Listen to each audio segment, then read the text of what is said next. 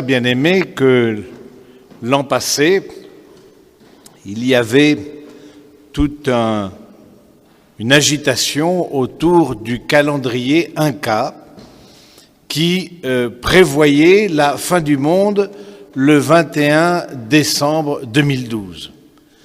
Et donc il y avait un lieu en France, c'était en France, je ne sais pas pourquoi, mais bon, où on pouvait avoir la vie chauve, et il y avait une affluence formidable de gens plus ou moins aussi équilibrés, il faut le dire, qui allaient dans ce lieu pour avoir la vie chauve. Et puis bon, somme toute, le 21 décembre 2012 est passé, et puis il est probable que ce 21 décembre 2013 aussi passe, et nous voici encore dans cette chapelle.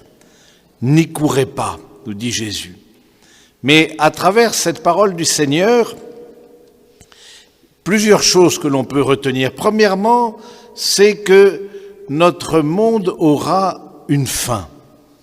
Ce monde passe.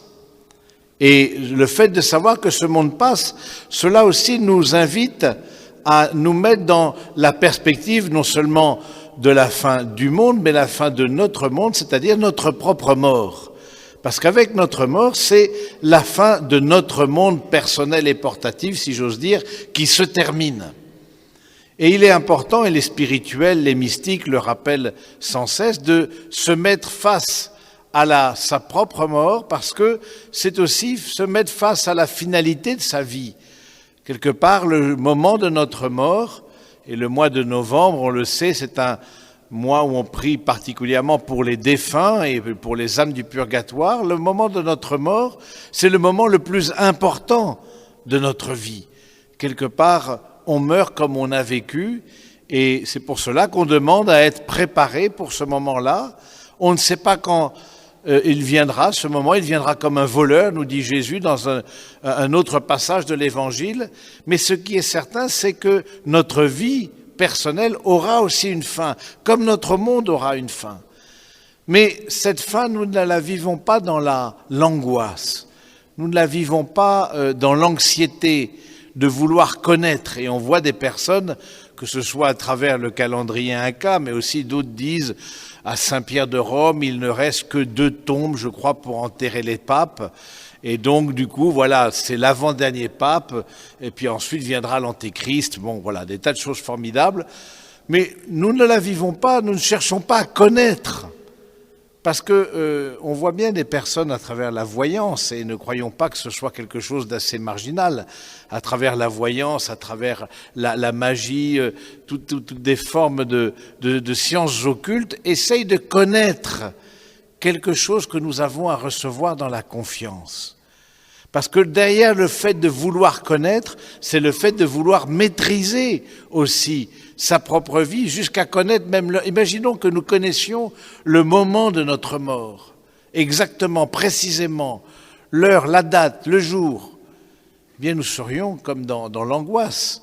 Il est de voir que des personnes qui sont en phase terminale de maladie grave, mais on leur annonce jamais, on dit environ 3 mois, environ 6 mois, parfois c'est plus, mais rien que ça, c'est une source d'anxiété, d'angoisse pour ces personnes malades. Donc le fait de savoir que notre vie aura une fin, mais que cette fin, nous n'en connaissons pas le jour et l'heure, cela nous invite à vivre dans la confiance. Et au rebours de tout ça, tous ceux qui nous annoncent les jours et l'heure, ce sont ceux, quelque part, qui veulent maîtriser les choses et nous invitent à vivre dans l'anxiété et dans l'angoisse. Donc, la première leçon que l'on peut tirer de l'évangile de ce jour, c'est celle-ci. C'est, au fond, cette fin du monde, même si elle nous est présentée sous des regards apocalyptiques, eh bien, cette fin du monde, nous la vivons en sachant que pas un cheveu ne tombera de notre tête sans que le Seigneur le sache. Au fond, le Seigneur prend soin de nous jusqu'à la fin. C'est ce que le Seigneur le dit lui-même. Hein. Vous aurez à comparaître, il y aura des tumultes, les nations s'opposeront nation contre nation, mais au fond, sachez que l'amour de Dieu est victorieux. Et cet amour de Dieu, il est aussi victorieux dans le jugement dernier. Parce que si nous croyons que ce monde a une fin, il sera aussi jugé. Cette fin n'est pas simplement une fin temporelle, c'est une fin aussi qui se met sous le regard de Dieu, donc il y aura un jugement dernier. Tout sera jugé, ce sera le moment de la résurrection des morts, ce sera l'achèvement de toute la création. Et le pape Benoît XVI, dans sa lettre encyclique sur l'espérance, nous invite à contempler le jugement dernier comme une source d'espérance. Parce que bien souvent, on voit ce jugement dernier, au contraire, et peut-être les représentations que l'on voit dans l'art ne nous invitent pas à une certaine paix, mais on voit ce jugement dernier comme quelque chose de terrible, quelque chose que l'on doit craindre, quelque chose, au contraire, ce jugement de Dieu qui nous pousse dans l'angoisse. Eh bien, le pape Benoît XVI dit non, au contraire. La perspective d'un jugement dernier nous met dans la confiance pour plusieurs raisons. Premièrement, parce que nous prenons conscience que les actes que nous posons ici-bas retentissent dans l'éternité. Et le fait de savoir que les actes que nous posons ici-bas retentissent dans l'éternité, ça donne aussi à notre vie à la fois une grandeur, une gravité, une profondeur, une beauté bien plus grande que si notre vie terminait dans la tombe et qu'il n'y avait plus rien après. Mais aussi le jugement dernier, c'est de dire que nous aurons à nous prononcer face à l'amour de Dieu, que l'amour de Dieu emportera tout, que l'amour de Dieu sera comme cette fournaise ardente qui viendra tout éclairer face à laquelle nous aurons nous-mêmes à nous prononcer. Eh bien, demandons au Seigneur d'avoir assez de confiance aussi pour nous tourner vers lui et demandons au Seigneur que, à travers cette perspective du jugement dernier, nous puissions réagir et de voir aussi la profondeur de notre vie, d'une certaine manière la gravité de nos actes, gravité dans le sens au latin, c'est-à-dire le poids de nos actes, le poids de notre vie. Et que ces poids de notre vie, de notre humanité, eh bien, non seulement à travers notre vie, c'est nos actes personnels qui seront aussi jugés, mais nous savons que nous portons d'autres à l'intérieur de notre vie et de nos actes que nous pouvons faire, de nos actes d'amour désintéressé, nous pouvons aussi les offrir pour les autres et pour le salut d'autres. Ça veut dire aussi, le jugement dernier, ça nous rappelle la communion des saints. Oui, comme c'est important, frères et sœurs, à travers cette parole du Seigneur qui nous annonce les fins dernières, de nous remettre face à notre propre vie. Et la deuxième lettre de Saint Paul aux Thessaloniciens, justement, les invite au fond, parce que qu'est-ce qui se passait ?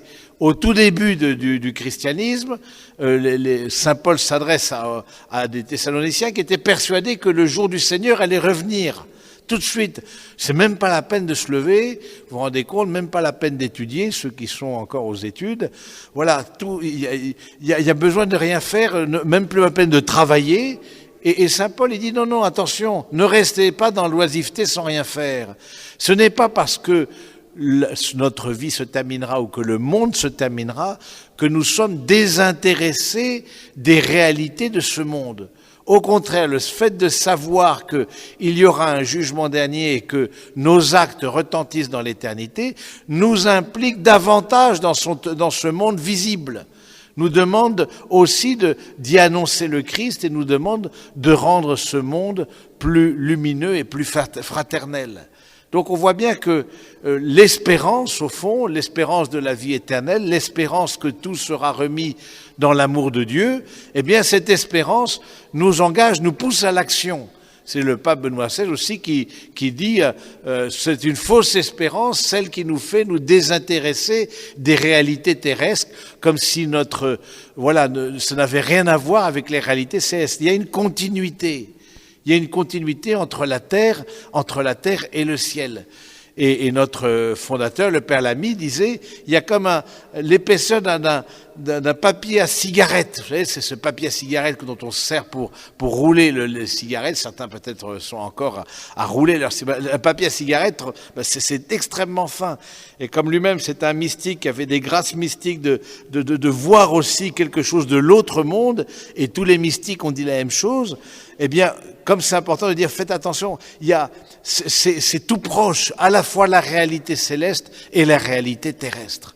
Alors demandons au Seigneur de nous-mêmes prendre conscience à la fois de cette fin qui nous attend, de la prendre dans la paix, de vivre aussi dans la paix lorsque l'on doit vivre un deuil, même si c'est parfois douloureux, on le sait bien, de se séparer d'un être cher. Mais nous, comme chrétiens, nous ne vivons pas les choses dans la désespérance, au contraire, et demandons que cette perspective du jugement dernier nous engage davantage, nous pousse davantage à un engagement pour transformer notre société, nous pousse dans un engagement pour nous construire nous-mêmes, vous qui êtes aussi dans une perspective pour beaucoup d'entre vous de construction, de formation, à travers le scoutisme, à travers les établissements scolaires. Voilà, c'est des lieux de formation, mais parce que nous croyons que plus nous nous formons sur cette terre, plus nous avons de capacité, nous élargissons notre capacité de contempler Dieu aussi dans l'au-delà. Donc que ce soit par la formation scolaire ou par la formation au scoutisme ou par toute la formation que donne l'Église dans les paroisses, les mouvements et les communautés, eh bien nous élargissons notre capacité d'amour et donc nous élargissons notre capacité de contemplation de Dieu dans le face-à-face.